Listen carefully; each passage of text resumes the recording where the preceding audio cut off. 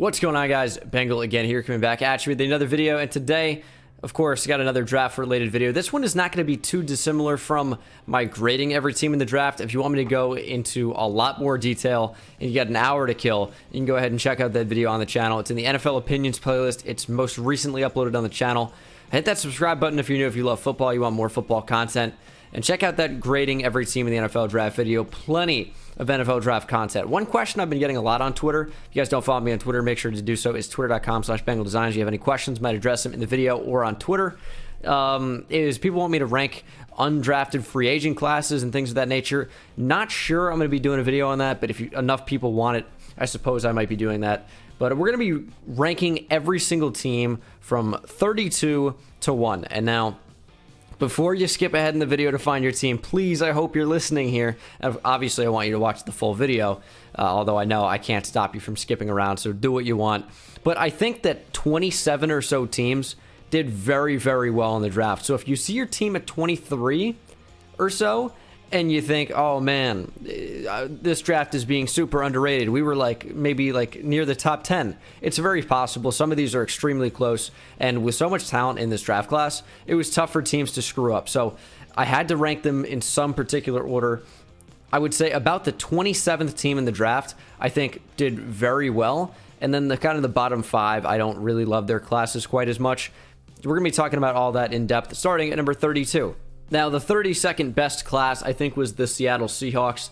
They were super disappointing with all of their moves, and that's kind of been their approach in the draft these past few years, is we're going to take whatever player's available, regardless of how the board might look in total. We have our player that we want. We're taking him at this particular spot, no matter what, pretty much. So you talk about Rashad Penny in the first round. You talk about Jordan Brooks in the first round this year. Maybe even... who was the edge rusher they drafted 2 years ago in the first round? Out of, was it TCU? Yeah, LJ Collier. And then they followed that back up with Marquise Blair in the second. So they just kind of take whatever player they want at whatever spot they want to. And I just don't think they got very good value. And I also don't think their class was too stacked in terms of overall value. Jordan Brooks has potential. He's a great athlete. Just super, super inconsistent. And also, I excuse my hair right now. I know it's super in my face. It's not usually like this, but it's long, it's quarantine, it's how it is, whatever. Get over it, please. But yeah, the Seahawks, I just don't think they did too well overall. Highlighted by Jordan Brooks. I think DJ Dallas wasn't a terrible pick in the 4th round, although it is a running back. Alton Robinson, I liked in the 5th. That was maybe their best value pick. But other than that, I don't think they really did too well. Jordan Brooks was the best player they took, and it should have been at number 27 overall. But he should not have gone at 27 overall. At number 31, I have the Green Bay Packers. I decided to switch these from my grading. I was talking a lot to Swami about the Packers draft and the Seahawks draft. And while I can't really agree that the Packers did well in the draft, I think they had the second worst draft overall. Jordan Love is really the one factor of why I think this class was better than the Seahawks. They got their franchise quarterback of the future after Aaron Rodgers. And to get that at 26 overall, someone that can develop, has all the tools. Jordan Love at number 26 overall, I think, was a very solid selection. Now, the rest of it, I had to be convinced about because A.J. Dillon, Josiah DeGuara, I thought were reaches for the spot. Now, when I was talking to Swami, we were talking about different personnel groups that the Packers and specifically Matt LaFleur like to run. And we're talking about different packages with 2 running backs and 2 tight ends and 3 tight ends and a running back and all these different personnel schemes that don't really feature 3 wide receivers. So even though the Packers didn't draft a wide receiver at all, if they have different packages that include multiple running backs where A.J. Dillon maybe lines up at fullback and Josiah DeGuara comes in as a second or third tight end in some sets, I guess they got the personnel that they want, even though I don't think they were great players that were added to this team. Really, the only thing separating this class from the Packers, or the Seahawks from the Packers, is Jordan Love. It's a franchise quarterback over reaching for a linebacker. Even though I think the Seahawks got maybe slightly better players overall, the Packers went totally for scheme, which you can't hate on, and they got their future franchise QB in Jordan Love. So I don't like the class overall, but I think we'll give them number 32 or 31 instead of 32. At number 30, I have the Philadelphia Eagles. Another class that was just not that good overall. They did well on day 3. Prince Teo Winoga was a fantastic pick in the 6th round. I liked Kayvon Wallace in the 4th quite a bit. The rest are unexceptional, to say the least. John Hightower maybe has some special teams potential. Good hands as well. Look good at Boise State, so we'll have to see what impact he ends up playing in the NFL. But their first 2 days of the draft, I think, were bad. With, I guess, highlighted by Jalen Hurts. Not bad, but not great overall. Reagor, I don't think was a terrible pick. Eagles fans hated on this quite a bit. I think Jalen Reagor's a good player. Had a terrible quarterback at TCU and really just threw a ton of uncatchable balls, and that kind of led it to attributed drops to Jalen Reagor, who I don't think has that bad of hands. So with Carson Wentz, I think Reagor's production is actually going to be pretty good. Jalen Hurts in the 2nd was probably the worst pick of the entire draft. I don't know what they were doing with that at all. Terrible value for him, and why would you ever take a quarterback in the 2nd round, especially like a Jalen Hurts type QB? It just didn't make any sense. Even with the Carson Wentz injury stuff, I think you had to focus on bettering and improving the team rather than taking a backup quarterback in the event that injury happens. And who knows if he'll even be number 2 on the depth chart. Davion Taylor in the 3rd was more of an athlete over a football player. And I just didn't really like this class overall too much. I think the Eagles could have done a whole lot better with where they picked in the draft. This 2nd round pick could have been, used on so many different players. Christian Fulton, I think, would have been a great pick for them at 21. But Jalen Hurts really, really did not like that one. At number 29, I have the New England Patriots. Now, I don't think the Patriots did too poorly. This is when you start to get into the better draft classes overall. I think Kyle Duggar was a bit of a reach at the top of the 2nd, but not only is he a great athlete, he's a good football player as well that's going to bring a ton of special teams value as a rookie, and then he'll be eventually the starting strong safety when Patrick Chung is not around next year. Josh Uche, I think, is an extremely versatile player that fits their multiple front. He can kind of take over that Kyle Van Noy role eventually. Anthony Jennings kind of offers a similar thing. They're both outside linebackers. I'm not really sure why Uche is listed as a defensive end. Devin Asiasi is not a terrible tight end, although the value in the 3rd round was not incredible. Dalton Keene, I think, was one of the worst picks of the draft overall. There were so many better tight ends available, and they went with Dalton Keene. Kicker in the 5th is maybe a bit early, but he had a pretty good record at Marshall and Justin Rohrwasser. So I don't hate that pick. I just don't think it was a very good pick for value. But if he can be one of the better kickers in the NFL, which is asking a lot, but that's a good pickup. The rest of the class was unexceptional. I think the Patriots could have done a lot better as well. The Houston Texans come in at number 28. They had a weird offseason. They traded a 2nd. Or they acquired a 2nd by trading DeAndre Hopkins, and they got David Johnson. I hate that a lot. They moved a 1st-round pick in order to acquire Laramie Tunsil. I think Kenny Stills was a part of that trade as well. A lot of moves were made, but really when assessing the draft class overall, I'm not really factoring in DeAndre Hopkins not being there because he wasn't really a part of an acquisition, but they lost an incredibly talented player. They traded a pick for Brandon Cooks. That's how they got rid of their 2nd-round pick. So you got to factor in Brandon Cooks being an addition to the team. But Ross Blacklock is a good player. I think was decent value at the top of the 2nd. He's a really good player. Solid run defender that can offer a lot as an interior pass rusher down the line. Jonathan Grenard is a player I liked quite a bit coming out of Florida. He was productive. Former Louisville edge as well. He could be a really, really good rotational edge rusher for them. So I think the Texans are starting to get where you talk about pretty good draft classes, but they're still coming in near the bottom part of the ranking. The Kansas City Chiefs come in at number 27. The Chiefs did pretty well in the draft. And again, when I talked about the top 27 teams that I think had solid to above average to then elite draft classes, we'll get inside the top 15 or top 10. This was not a bad draft class, so don't mistake this coming in at 27 as this being a bad class. Clyde Edwards-Helaire was, in my opinion, a little bit of a reach, especially considering the other running backs on the board, although he's probably the best running back for the Chiefs in terms of ability and what he brings to the table as a pass catcher. Really, really good hands, good route runner. Now, I compared him to Maurice Jones-Drew as a runner, and someone got on me for that, and I still stand by that. He's got the same frame, and he does run like a bowling ball at times. Now, you talk about Maurice Jones-Drew as someone who was a bowling ball, but he had exceptional vision and quick cut ability as well, and so does Clyde Edwards-Helaire. So I like the Maurice Jones-Drew comp, even though I don't like comparisons in general. Willie Gay Jr. was a decent pickup at the end of the 2nd. I think that was about his value. Great athlete, potential to improve as an actual football player, more so than Davion Taylor, who the Eagles picked up. I think Davion Taylor. Lucas Niang out of TCU, good value at the end of the third. I could have seen him going a lot higher.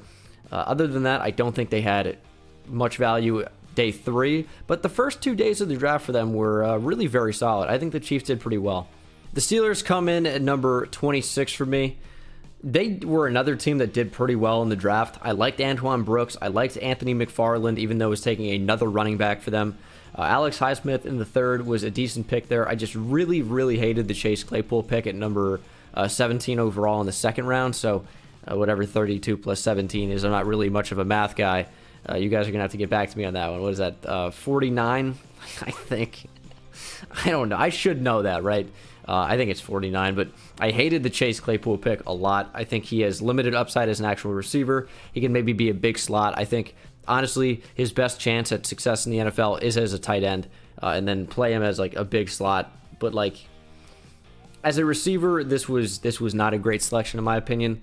Just it depends how they utilize him, how I rate this draft class down the line. They also traded their first-round pick for Minkah Fitzpatrick, who almost won Defensive Player of the Year.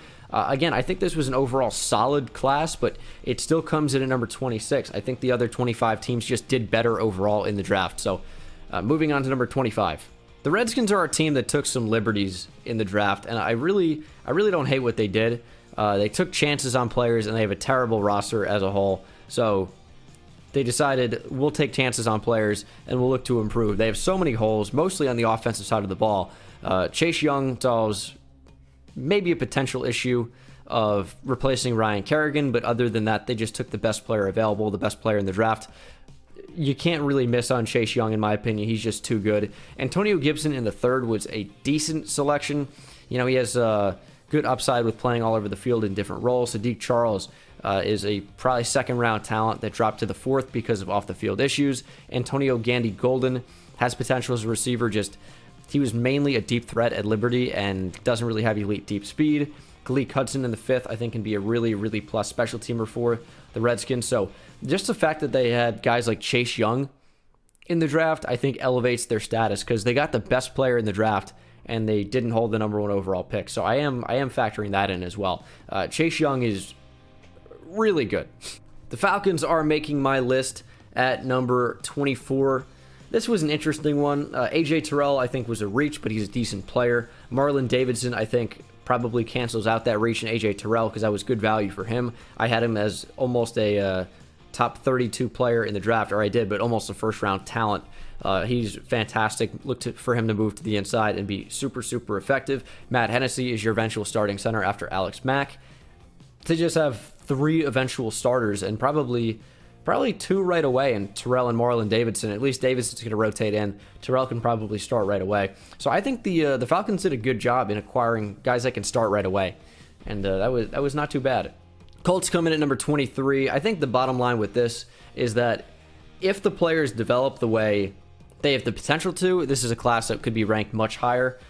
But Michael Pittman at the top of the second was a little bit of a reach in my opinion.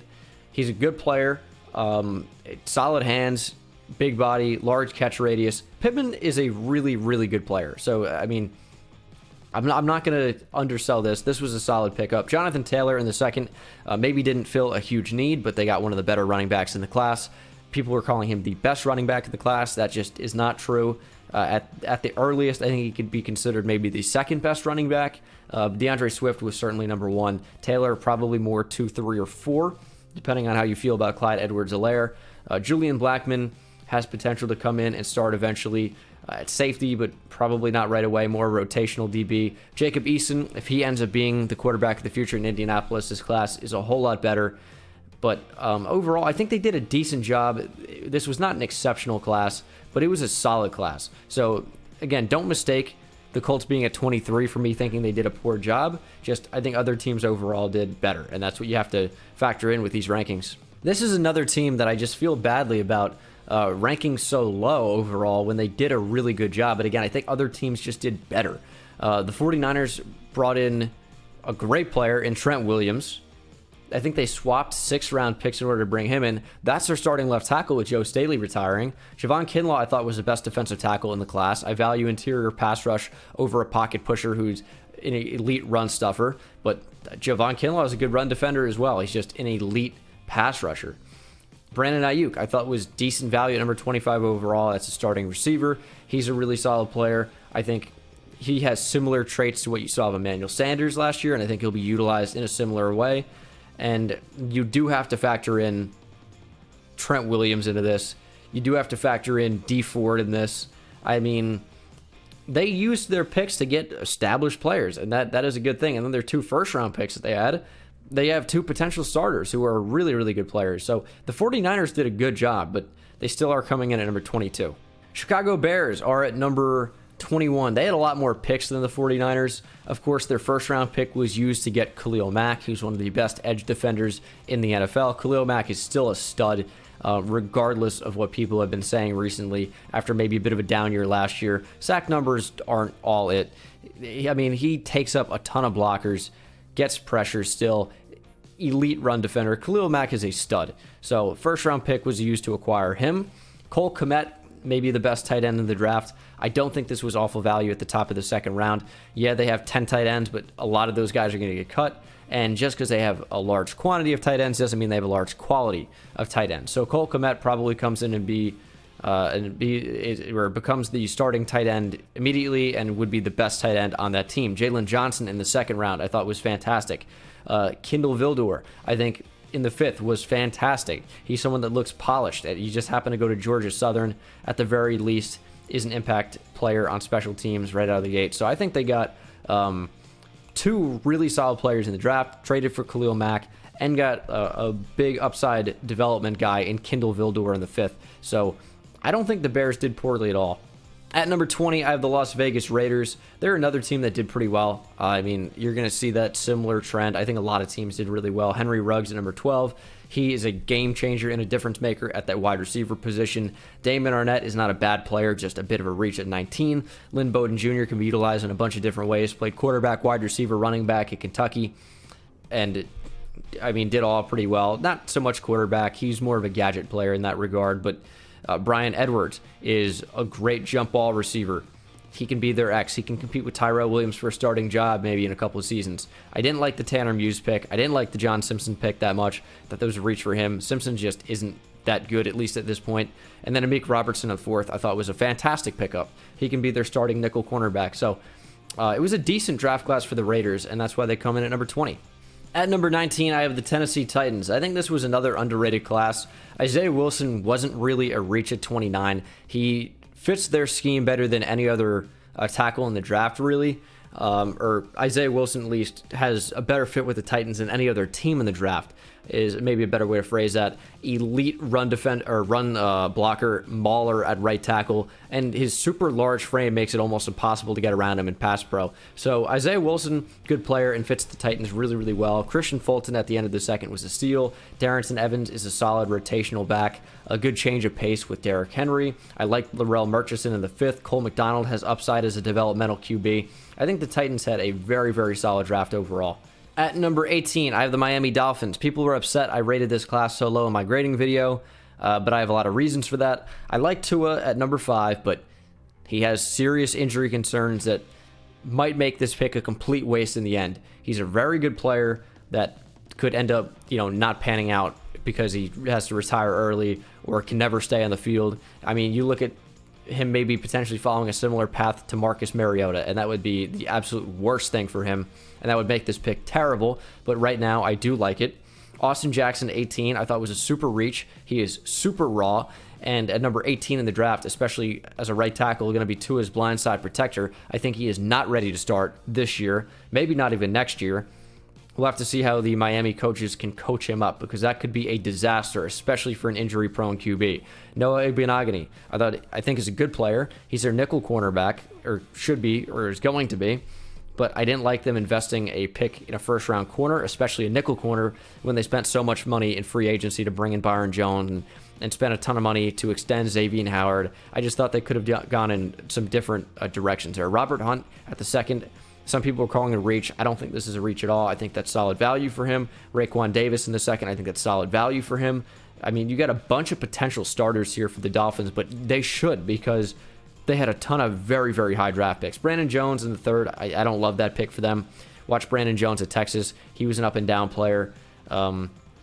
He's okay. Solomon Kindley in the 4th is okay. Good backup offensive guard, potentially. Strobridge is probably even a better pick than Weaver. Weaver has low potential, even though he's a solid player right away. It's good value in the 5th round, but Strobridge definitely has much more potential. He's more of an inside player than Weaver. Weaver's more of an edge guy, but he's just got limited upside because he has limited athleticism.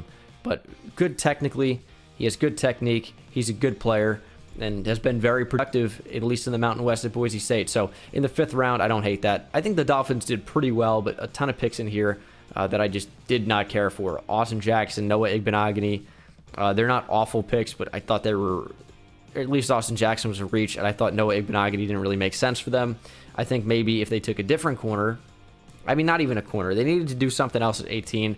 Probably taking K'Lavon Chase on would have been better, and then taking a tackle at 30 if Austin Jackson was there, if maybe even Isaiah Wilson was there or somebody like that. Maybe Josh Jones, who fell to the 3rd, but I didn't love those picks for them. I thought they were okay. The LA Rams were my number 17 team in the draft. Of course, you got to remember that 1st round pick was used to get Jalen Ramsey, who's one of the better corners in the NFL. Cam Akers could be their eventual starting running back taken in the 2nd. Van Jefferson has the exact traits of a Rams receiver that they love in Cooper Kupp.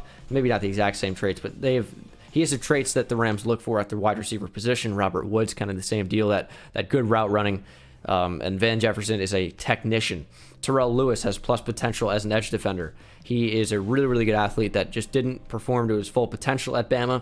So in the 3rd round, I don't mind taking a chance on him. Terrell Burgess in the 3rd was not a terrible selection at all. He has good potential for them to maybe eventually be a starter, but probably more of a backup. Bryson Hopkins has starter potential at tight end. Love him, but right now he's probably at best the 3rd tight end on their depth chart. It'll be interesting to see what happens if Gerald Everett sticks around, if Tyler Higbee sticks around. So Bryson Hopkins was a pick I love. Jordan Fuller was a good pick in the 6th round. I mean, this is a team that did very, very well. Tremaine Ankrum at worst is a backup guard, so they did pretty well here. The Rams definitely had a solid draft class. That's why it comes in at number 17. Can't quite make the first half or the top half of this rankings list, but again, they're another team that did really well. But number 16 is going to be a team right next to them in the LA Chargers. Justin Herbert, potential franchise QB at number 6. I mean, I like them taking a chance on a QB. Have to see how he develops. Have to see if he even starts right away with Tyrod Taylor there. Kenneth Murray is a linebacker that fits their scheme really, really well, or fits the personnel that they have. So Kenneth Murray, then moving back up into the 1st to get him, I think was solid. And then Alohi Gilman and KJ Hill were 2 of the better late round picks in the entire draft on day 3, with Gilman in the 6th and KJ Hill in the 7th. They have potential to be starters down the line. So I think they had a pretty solid draft class overall. That's why they come in the top half, first team in the top half. The Lions are at number 15. They got Jeff Okudah at number 3, starting corner. DeAndre Swift at number 3 in the 2nd. Could be their starting halfback. Maybe not right away, but he'll definitely split carries with Kerryon Johnson, I would say. Julian Okwara at the top of the 3rd, I thought was decent value for him. He definitely has starter potential on the edge. Jonah Jackson, starter potential at guard. Maybe not so much with Logan Stenberg. People love the Quintez Cephas pick. I don't really think he has high potential as a receiver just due to his limited athleticism, but he has fantastic hands. So you look at some of these guys who aren't the best athletes, like maybe DeAndre Hopkins, like Michael Thomas, who aren't these burners at the wide receiver position that win because of technique and size and physicality. So Quintez Cephas has good potential in that regard. 5th round pick is, I think, probably what he was worth there. So the Lions did really, really well in adding potential difference makers on their team. Tampa Bay Bucks cracked the list at number 14 for me. I think Tristan Wirfs was decent value. They acquired the pick by moving up 1 spot from number 14. Antoine Winfield in the 2nd, I thought was a fantastic pick. Starting safety there for sure. Keyshawn Vaughn, I thought was okay. Tyler Johnson was good value for the 5th. They got a speed back in Raymond Calais in the 7th. I think they did well. Tristan Wirfs is a starting tackle. Antoine Winfield, immediate starting safety. I think they have 2 potential starters here, at least immediately. And then you look at Keyshawn Vaughn to potentially work his way in and split carries with Rojo, and Tyler Johnson maybe work his way into that receiving corps at some point, maybe as a 4th receiver or a 5th receiver early on in his career, and who knows where he ends up in the future. But, I mean, it was a decent class overall, although I think not spectacular, but very solid. Here's another team that people are super upset that I have rated so low, apparently. Coming in at 13, we have the Minnesota Vikings, and they're a team that I don't think I'm misrating. I'm rating them very, very highly. Number 13 is one of the best draft classes in a stacked draft class, and Justin Jefferson I don't think was a steal. I think that was good value for him at 22. It was not a steal. He's a good possession receiver. I like Justin Jefferson. I don't think it was a steal. I don't think Jeff Gladney was a steal at number 31. I don't think Ezra Cleveland or Cameron Dantzler were steals at their respective spots. I thought it was decent value. They had a lot of picks. They got good players. DJ Wanham has potential as an athletic edge. Troy Dye has potential to be a good special teamer and maybe work in different packages at linebacker. Probably more of an outside linebacker than an inside guy. Kenny Willekes in the 7th was not awful. Nate Stanley in the 7th was not awful as a backup. But just because they had a lot of picks doesn't mean I think they had the best draft class around. People wanted me to rate them inside like the top 3, and I just don't know how you could see that. They got good players, but I don't think this was one of the top 3 draft classes, and they traded away a first-round pick, traded away Stephon Diggs for a first-round pick, excuse me, and Stephon Diggs is a top 10 receiver in the NFL. I think the Vikings did well, but this was definitely not one of the top 5 draft classes or even that close to it. People are going to be so upset I'm negative on the Vikings. The Vikings did well, but they're not higher than this, in my opinion. At number 12, I have the Denver Broncos, and I think they did very well as well. However, Jared Jeudy was a steal at 15, best receiver in the class. They got him at 15. KJ Hamler in the 2nd is a weapon in the slot for Drew Lock to utilize. I didn't love the Michael Ojemudia pick, but Lloyd Cushenberry can be a starting center. McTelvin Agim can be a really good rotational defensive tackle. Albert Okwuegbunam can work his way in dual tight end sets. He's fantastic value in the 4th round. Netani Muti, if he can stay healthy, is excellent value in the 6th round as a potential starting guard. He was one of the better guards in the class. Injuries just held him back and kept him so low in the draft. But, I mean, the Broncos got how many potential starters here? Jeudy, Hamler in the slot. I mean, Ojemudia is probably going to work his way in at some point, but I'm going to skip him. Lloyd Cushenberry, Albert Okwuegbunam is more so, we're going to say, starting in dual tight end packages, which is impactful. Muti. So they have, depending on if you want to include Okwuegbunam or Ojemudia, they have 5 potential starters in here within the first 2 seasons. I mean, the Broncos did so well, and they're not even cracking the top 10. So that just shows you how well teams did in this draft. Broncos are no exception. Okay, this is a weird one. I have the Saints coming in at number 11, and they didn't have a ton of picks, but all their picks were pretty good. Can't really talk too much about Tommy Stevens as a backup QB in the 7th, but Adam Troutman can start right away at tight end. Zach Bond can be at least a rotational edge, probably starting outside linebacker. Could do multiple things off the ball and coming off the edge.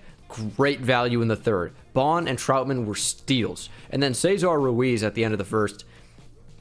Clearly, they plan on either moving Eric McCoy over to guard or Cesar Ruiz over to guard. He was one of the better interior offensive linemen, if not the best interior offensive lineman in the entire draft, and they just took best player available at that point.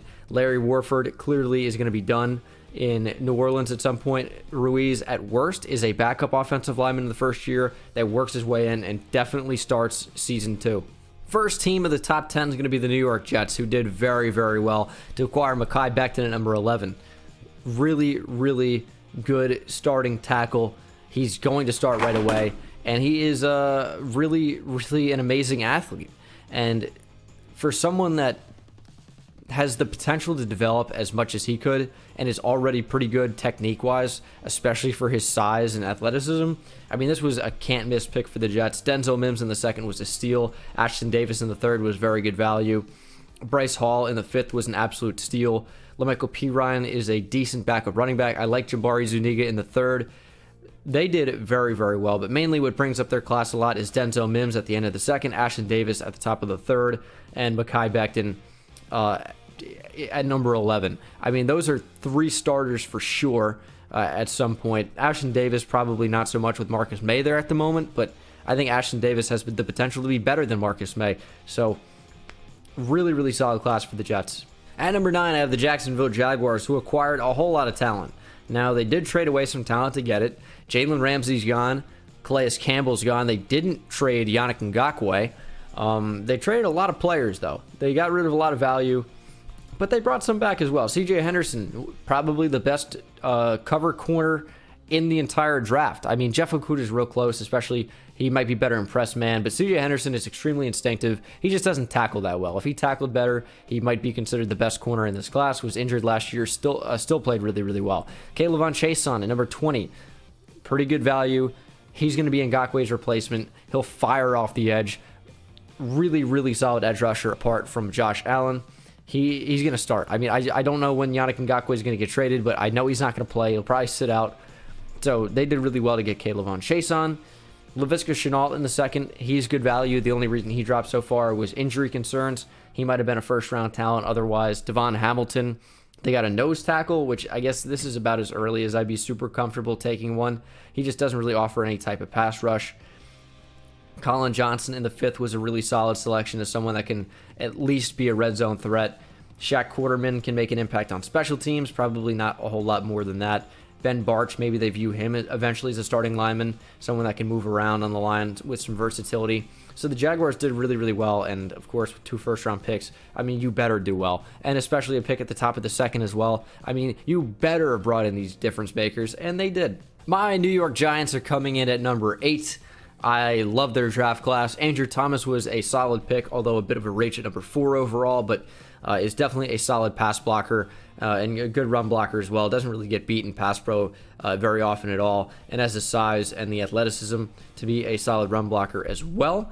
So I like that. To protect Daniel Jones, it's a solid selection. Xavier McKinney at the top of the second was an absolute steal. He should have been a first-round pick, and the Giants upgraded their secondary by a lot with his addition. Matt Pert, I think, has the potential to be a starting right tackle. If not this year, definitely in the next year. Darnay Holmes has plus potential as a starting nickel corner. TJ Brunson was not a bad pick in the 7th. Shane Lemieux, at best, is probably, you know, a replacement if somebody gets injured. He isn't really a starter in the league, in my opinion. I'm not sure if they'll plan on trying to develop him as a center at all, although I doubt it. He's just guard depth. But really, really solid class for the Giants with definitely 4 potential starters in the first 2 or 3 years. Darnay Holmes in the nickel, Pert at right tackle, McKinney at either safety spot, really, and then Andrew Thomas, of course, at left tackle. I have the Carolina Panthers coming in at number 7. They did really well as well. Derek Brown is more of a nose tackle, but he can slide over, play the 1 tech, maybe even 2. And he's a pocket pusher that is the best run defender in this class. He's huge, and he's a really, really good athlete for that size as well. Yetur Gross-Matos was definitely solid value in the second. He is an edge rusher that can go opposite Brian Burns and be effective and disruptive, especially with the addition of Derek Brown to eat up blocks. Jeremy Chin at the end of the second I thought was good value for him. He's a great athlete, someone that can play in the box and make a difference in that regard. Troy Pride in the 4th I thought was really good value as well. I mean, the Panthers brought in some really, really good players and just taking advantage of the players that were on the board when they were picking, and that's what you have to do. At number 6, I have the Cincinnati Bengals, and they're getting a big boost because of the addition of Joe Burrow. They could have screwed this pick up by trading down and you know, maybe getting more picks, but worse picks. Joe Burrow was the best QB in the class. They can build around him, and him, you know, being their franchise guy. T. Higgins at the top of the second I don't think was great value. I don't love him as a player, but in Cincinnati, it's a pretty good fit for him. He can be like kind of the next AJ Green, depending on what happens to him after. Logan Wilson in the 3rd was good value, good cover linebacker, tackles well. Keen Davis-Gaither is a good athlete, has safety experience. He's versatile, can play all over. Khalid Kareem in the 5th was good value as well. He's a rotational edge immediately. Hakeem Adeniji has the potential to work his way into a starting job, probably on that right side eventually.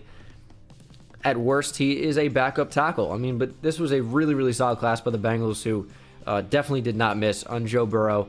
Even if he doesn't pan out to be great for them, they had to take him here at number 1. They didn't really have a ton of other options. The Cardinals come in at number 5. They did really, really well. Someone got upset, or probably multiple people, that I ranked Isaiah Thomas as not great value here at number 8. Or I said something along those lines. Decent value. Here's the thing. He's just someone without a real defined position. So even though I think he's a great player overall, it's going to determine where a team uses him, how effective he is at the next level. I love Isaiah Simmons as a player. Maybe my favorite player in the entire class as far as just watching him play goes. He's so exciting to watch. But if he's utilized on the inside, I think that's a mistake. I think he's probably, at best, a weak side linebacker, strong safety, plays in the box. It's just a mismatch to take away tight ends and things like that. Solid player. I liked him at number 8, although it wasn't really a steal in my opinion. Josh Jones in the 3rd was. Great value.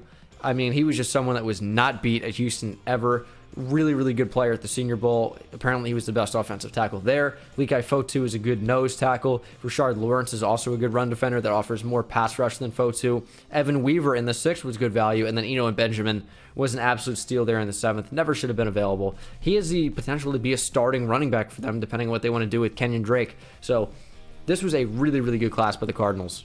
The Bills come in at number 4. I'm rating them very high because not only did they trade a first-round pick for a proven entity and Stephon Diggs, top 10 receiver without question. Someone said top 20. You stupid. You're not smart calling him top 20. Like, yeah, top 20 if you want to say he's number 7, and 7 is inside the top 20. Stephon Diggs is a stud. Really amazing player. You have to trade a first-round pick to get a player like that. Love that for the Bills. AJ Epineza, perfect scheme fit for them. He fits in really well to someone that can play on the edge and move inside, depending on the package. Getting him at number 22 in the 2nd, great value. Zach Moss, good rotational running back in the 3rd. Gabriel Davis offers a big target and big weapon for Josh Allen. He's 6'2", 216. Thought he was a little bit bigger than that, but that's still really plus size. Jake Fromm, plus backup QB. They got Isaiah Hodgins in the 6th. Dane Jackson in the 7th, I thought was exceptional value. So the Bills did really well, and I am factoring in the addition of Stephon Diggs pretty highly, but they just had a bunch of great picks, great value picks, great steals, and who knows what Jake Fromm could end up being for them. He's a really good backup QB already. I don't really think he's got great starter potential, but Epineza steal, Moss, great value, Gabriel Davis, great value, Isaiah Hodgins, Dane Jackson probably steals in the 6th and the 7th, and the addition of Stephon Diggs. I like this a lot. You could maybe even flip this with Arizona, but a really good class nonetheless. The Dallas Cowboys come in at number 3. Great class for them. CeeDee Lamb at number 17 is bordering on a steal. One of the better receivers in the class. You know, 1A, 1B, 1C, depending on how you rank Judy, Ruggs, and Lamb. Really good player. Trayvon Diggs in the 2nd was really good value at number 19 there. Starting cornerback for them. Neville Gallimore can definitely end up being a starting D tackle for them, and he fell all the way to the middle of the 3rd. Reggie Robinson is someone I've heard great things about. Great value in the 4th. Biadasz can be a starting center for them with Travis Frederick retiring. Bradley Anai was a steal in the 5th. I mean, the Cowboys did really well, and I hate to say that as a Giants fan, but they absolutely crushed the draft. What are you? I don't like any of that at all. The Browns are my 2nd team for rankings in the draft. They did it super well. Jedrick Wills at number 10. How did he fall to number 10? He was the best tackle in the class, and he was I think he was the 2nd one off the board, but still at number 10. Great value for a team that really needed a tackle. Grant Delpit at number 12. Great value. Delpit is a sick player who had a down year last year. If they get his sophomore player, top 10 player in the draft, but taking a chance on him at number 12 in the 2nd, great value. Jordan Elliott at the end of the 3rd, great value. Harrison Bryant in the 4th, solid pick. Nick Harris has the potential to develop into a starting center. Donovan Peoples-Jones, amazing athlete. You take a chance on a player like that in the 6th round. Only pick I didn't love was Jacob Phillips. Thought this was a little bit too early for him, especially with better linebackers on the board. But who knows what impact he'll play for them. They're weak at the linebacker position right now. I like Mac Wilson a lot, but other than that, they have, is it Sione Takitaki?